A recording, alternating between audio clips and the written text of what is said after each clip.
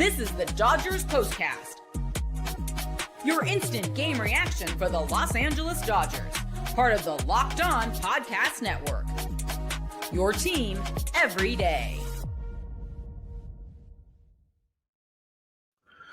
Hello and welcome to the Locked On Dodgers Postcast on the Locked On Dodgers YouTube channel, the place to hang out when every game is done, and we appreciate you allowing us to be your source for your team every day. I am Pete Fox, covering sports in LA since 2007 for ESPN LA and NBC Sports Radio. Tonight's episode of the Locked On Dodgers Postcast is brought to you by FanDuel. Right now, new customers can bet $5, and if that bet wins, you'll get $300 in bonus bets to use across the app for as long as you can keep it running. So download the FanDuel app today at FanDuel.com. Well, that was a nice win to take the series, come from behind and get it done. Dalton Rushing goes deep, 383 feet. Rojas was aboard. That made it 2-0. Then Conforto scored on Evans on a wild pitch. That tied the game after the Dodgers had fallen behind when good old Andrew Heaney, the Heen dog. I covered Heaney when he was with the Angels and potentially with the Dodgers for a minute, but I don't recall him being called the Heen dog. When Steven Nelson said that, I'm like, I'm sure that's probably his nickname, but I'm like, what a horrible nickname, the Heen dog. What's up, Heen dog? Well, it started out okay for him, and then he surrendered a 3-run jack and gives up 4 hits on gives up 3 runs on 4 hits, rather. Struck out 2 through 52 pitches. So I don't know that Andrew Heaney will be around starting next Tuesday, but maybe. I think he's just there to eat up some innings right now. Across the board, I thought the bullpen looked good. An extra inning for Glasnow. I predicted 2. He went 3, struck out 3, allowed 3 hits and 1 walk, 36 pitches. So a nice outing from him. He was under control. It kind of seemed a little bit like the Dodgers were playing this game with something on the line. They seemed to have a little bit of energy, especially Mr. Alex Vesia. How much do we love Vesia? Like, as far as I'm concerned, that kind of energy makes him the leader of this bullpen. If he is not already the leader of this bullpen, I know Kershaw's down there now, and you probably have to acquiesce to the veteran future Hall of Famer. But, I'm sure Kershaw knows that he's not the leader, even though they might think he is. He's not a bullpen guy. He's a starter. He's down there because they need him down there, and he is a team guy and is willing to do whatever is needed from him. But as far as I'm concerned, Vesia is not the closer, but he could be. And just from a lead by example standpoint, he is my bullpen leader. He's the guy that I want at the top of my trust tree. He's the guy I want in there when it matters, right? When it is on the line. His fidgeting self, constantly moving his shoulders, trying to get comfortable. I have obviously been a fan for the majority of this year. There were times last year when I was like, nah, I don't know about this guy. I don't know who DC's talking about, but he says, what a dog. I'm assuming he's talking about Vesia, maybe not. Oh, Kike potentially, who had a fantastic game, 3 hits, including the game-winning RBI, Matty Man, 5 dodge. Well, now if Dave wants to win, if Kike is in left field, he wants to win. If Conforto is in left, he doesn't. Well, fair point. We'll have to see how that goes, but that is a interesting observation because Kike is doing what Kike does, flipping that switch because October is around the corner. Although this game didn't mean anything to either one of these teams. Seattle's locked in at the 2. The Dodgers are locked in at the 3. A few guys in this one played like it meant something. Wasn't Freddie, wasn't Mookie, although Freddie had a hit. Pajes was 0 for, Conforto 1 for 3. Conforto's always grinding. You've got to give him credit for that. Even though he's had an up and down season, he's been good over the last month.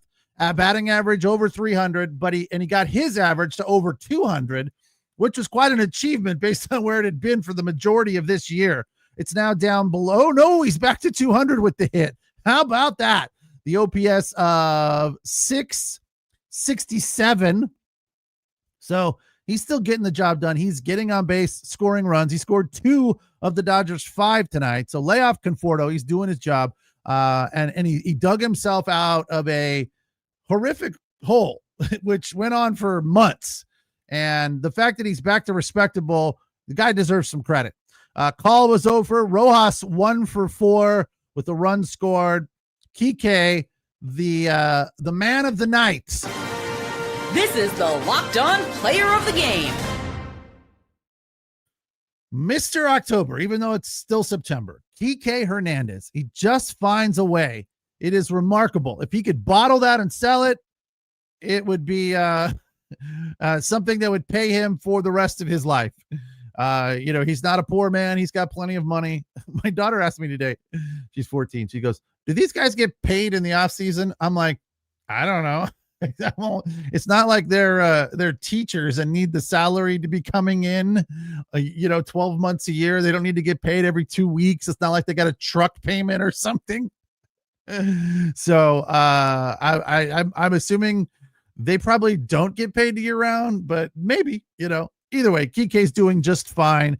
And the fact that he is able to do what he does this time of year pretty regularly is remarkable. I mean, everybody knows that this is what he does, yet, and the everyone's kind of looking for him to do it.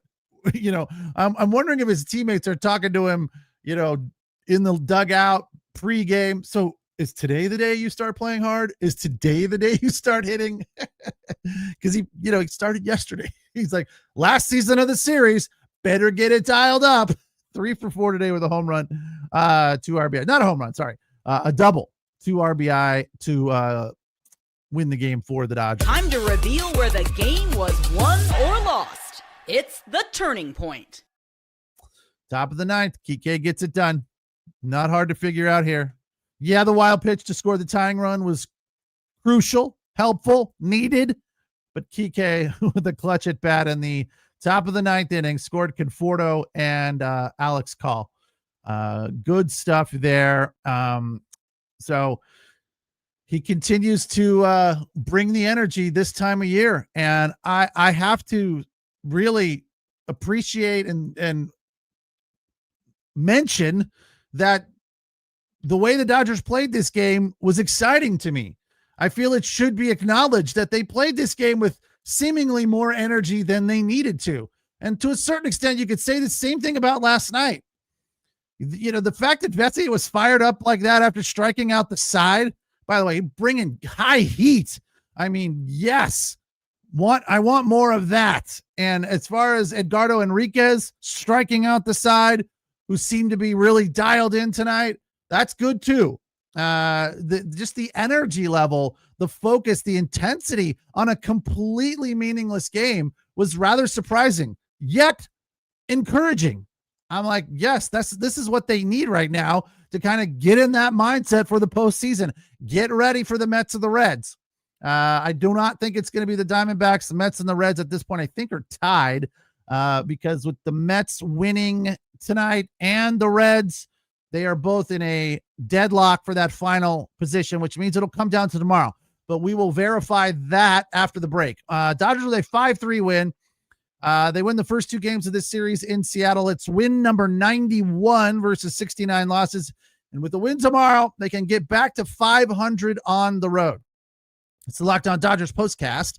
We come on right after the game and break it down, give you instant reaction. But during the week, Monday through Friday, Travis Rogers has the Locked On Daily Dodgers podcast, an in-depth look of as to what is going on in the Dodger. What do I usually say? In the Dodger atmosphere, in the Dodger universe. Yes, both of those.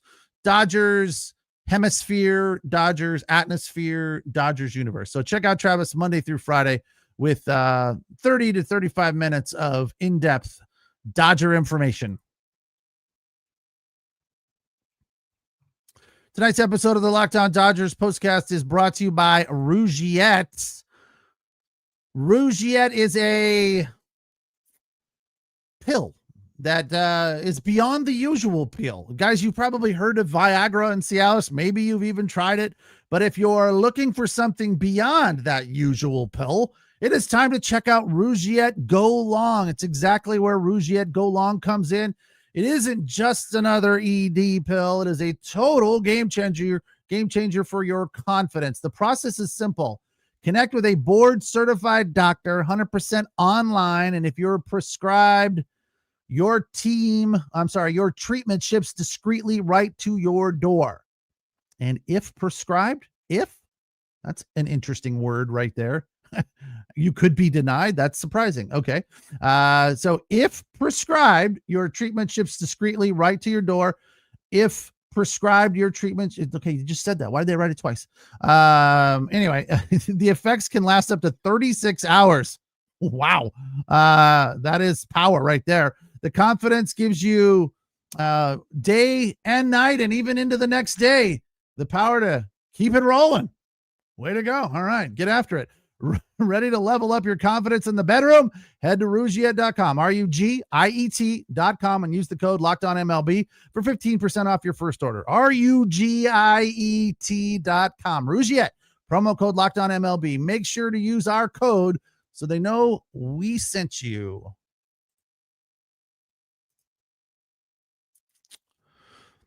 Dodgers with a 5-3 win. Nando agrees.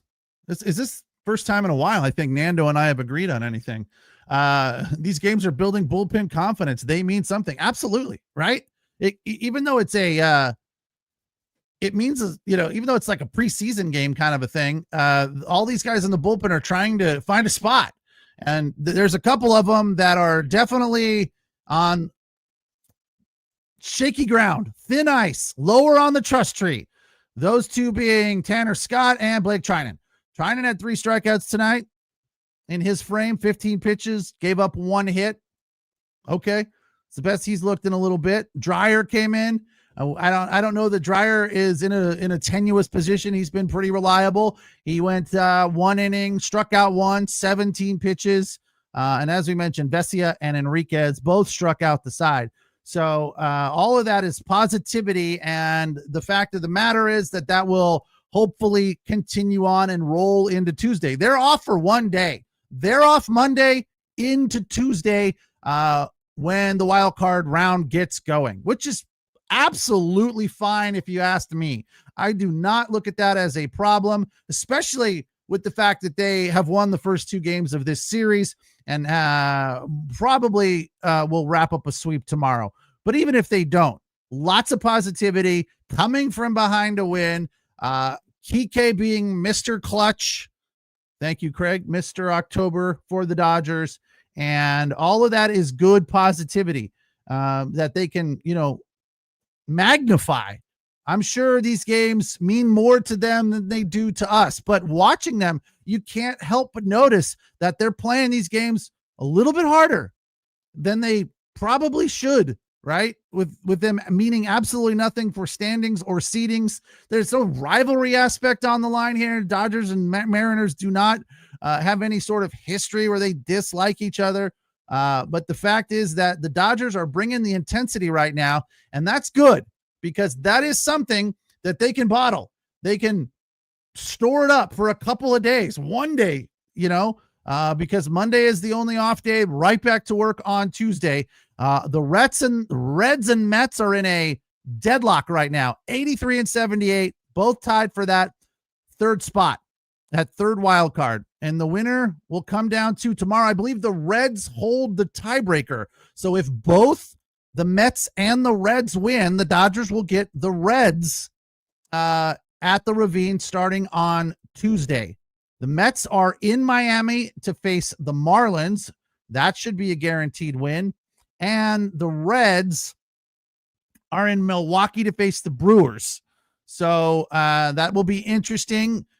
Brewers don't have anything to play for at this point. Will they roll over? Hard to say. I don't really know. Probably. So look for the Reds, I guess. We should probably see what the Dodgers record. I don't even know off the top of my head. Let me see if I can look it up here real quick. Dodgers versus the Mets this season. I feel like the last time we saw them at the Ravine, the Dodgers dominated them. They have had issues at times. Dodgers versus the Reds. This is what happens when you don't have a producer, when you're just doing it all yourself. I'm just trying to find this info for you because I know you're dying to hear it. This season, hopefully Google comes to the rescue. The Dodgers have a dominant 5-1 record against the Reds this season. Very nice. So that's what I seem to recall, but it's good to confirm it. Dodgers have beat the Reds 5 out of 6 this year. I like both of those matchups much more than some of the other options, like running into the Padres or something like that. So the fact that the Dodgers do not have this week off resting is fine. Keep it rolling. Let's go. Let's hope that they're hot and they're they found their mojo and their groove and they are flipping that switch, getting their mindset ready for the postseason. And they're tuning up right now against the Mariners. It sure felt like it yesterday and today. So everything is lining up just right. There'll be some obvious tough decisions to be made, some big questions to be answered with regard to who's going to be in that bullpen and who's going to be on the roster. The two biggest being whether or not Tanner Scott and Blake Trinan make it. I don't know. I feel like one of them will. I would be surprised if they both are on the roster because the Dodgers right now have a lot of other options in the bullpen. Guys that are starters. Roki Sasaki should be number 2 or 3, if you asked me. After Banda and Vesia in leverage positions, high leverage, bring that dude in. Let him throw that wicked split finger that looks like a knuckleball backed up by 100-mile-an-hour fastball that people just shake their head at. So that is, without a doubt, a nice card to have up your sleeve in Roki Sasaki. Emmett Sheehan is also a guy that will more than likely be productive out of that bullpen. Robleski has looked pretty good. Not great. He's had a couple of shaky outings, one awful one, but hopefully he got that out of his system. So he's been pretty reliable as well. So there are plenty of options for guys that we are familiar with in the bullpen and guys that are strangers to the bullpen, like Clayton Kershaw. But as far as I'm concerned, Clayton Kershaw deserves an opportunity to get in there if the matchups fit, if the opportunity presents itself. He's been a very good pitcher and he brings a lot of confidence to the mound in tough situations. I don't think that the leverage aspect would be effective to him, or would affect him rather, the way that it is seemingly affecting Trinan and Tanner Scott right now. Those guys are a head case in high leverage situations right now. Clayton Kershaw would not be. Roki Sasaki is just like, give me the ball. So all of that is good. Just like Vesia was tonight. He went out there, struck out the side. Enriquez, question mark. He's been a bit shaky. Looked good tonight. I'm assuming that the Dodgers will have to make a tough decision with him, right? Because he hasn't been super reliable of late. So there's a bunch of questions that still need to be answered, as you guys pointed out here in the chat. Left field. Look, Conforto's going to be on the team, right? But is it Kike or Conforto? Here's the thing. It'll probably be a platoon based on who's starting, right? It'll be lefty righty. That's what they'll probably do, even though, and Kike will be coming off the bench at the first opportunity. That's another thing that he is fantastic at, pinch hitting in the postseason. So that's a nice chip to have on your side right there. Rumar says, got a chance, Pete, to sweep the series tomorrow. Not only that, got a chance to go over 500 on the road, get Shohei back tomorrow, can end the season winning 5 in a row. That's all you're looking for, to run into that game on Tuesday night at Dodger Stadium, feeling positive, feeling like it's just right lined up for them. All of there wouldn't be any negativity that they are feeling at this point. Right now, it's all kind of gravy, right? These games are meaningless, but the Dodgers are playing them like they mean something. Jesus says unimpressed, Pete. Not exactly sure who you're unimpressed with. Could be me. Let's come up with a nickname for Pete. All right. That's fine. Go for it. I'm willing to. Pete is a retired porn star. That's hilarious. Are you guys laughing at my shirt? Is that what's going on here? Who is Pete? Pete, are you still not impressed with Shohei?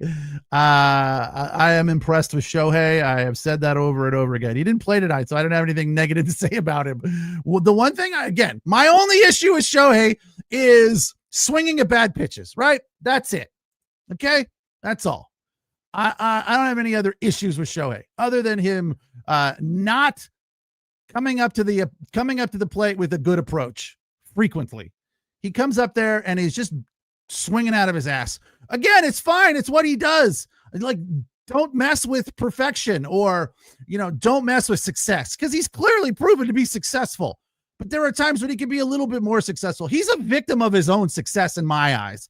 He is so good and so capable and such a highlight reel. You know what he can do. When he goes up there and doesn't do it because he's not paying attention, he's just up there being Shohei, then you're like, I know you could put that ball in play right now. You don't have to hit a home run right here. So find a good pitch, put it in play, move a runner around, sacrifice somebody home.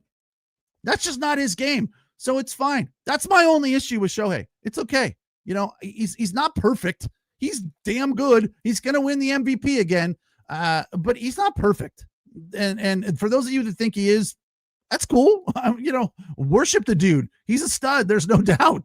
I mean, he's a guy that he is a stop what you're doing player, especially in high leverage situations. Right. And as you guys pointed out, look, a lot of times they walk him in high leverage situations. That's why his numbers are a little bit off, but his OPS is like 1100 this year. He's clearly capable of getting it done in all situations. So when he doesn't, it can be frustrating, right? Because you have such a high level of expectation because he is such a stud, right? So, but he's not perfect. He's not perfect. I think he could be a little bit better, just a hair. Bruce says, final thought, I'm not cool with us playing in the wild card round. And if we win, we go to Philly. It's a tough road to the World Series. Tough road to the World Series. Yeah, that's a fair point because Philly has owned us. But, hey, it's the hand we were dealt, Bruce. That's what we got to live with right now. So we'll hope for the best. You got to win this round before you can win the next round. That's going to do it for me here tonight. And tomorrow I will not be there for the finale because it's an early start, and I'll be covering the Chargers, who will be in New York City or New Jersey, rather, to take on the 0-4 Giants or 0-3, whatever they are. Winless Giants. Chargers looking to stay unbeaten. That game underway at 10 a.m. Pacific time. So we'll see you guys there. The Locked On Chargers squad show coming up right after the game tomorrow on the Locked On Chargers YouTube channel. Thanks for watching. Thanks for listening. See you guys in the postseason on Tuesday. Appreciate the comments as always. Take care. Have a good night.